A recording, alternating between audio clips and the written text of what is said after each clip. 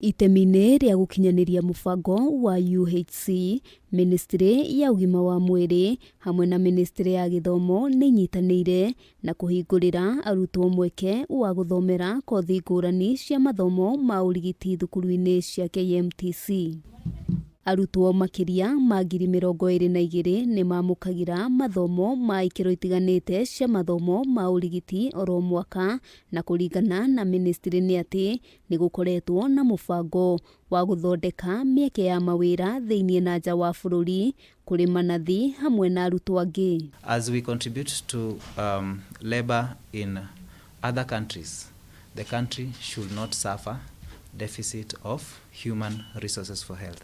And that is exactly why the President has supported the college to build sufficient number of campuses to admit sufficient number of learners. Ihinda-inĩ rĩu ũrũgamĩrĩri wa KMTC ugĩte mũbango wa KUCCPS nĩguo ũkũhũthĩrwo nĩ arutwo kwĩyandĩkithia harĩ kothi ngũrani. The students of Kenya Medical Training College be able to access help, and that process is already at Treasury, and we believe that we are going to allow our students, all of them, to be able to apply for help like any other student in the Republic of Kenya and be able to access opportunities without being discriminated.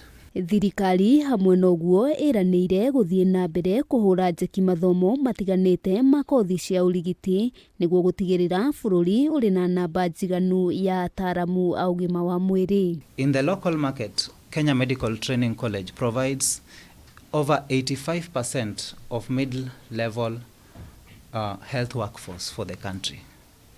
At the international arena, Kenya Medical Training College contributes significantly to labor mobility.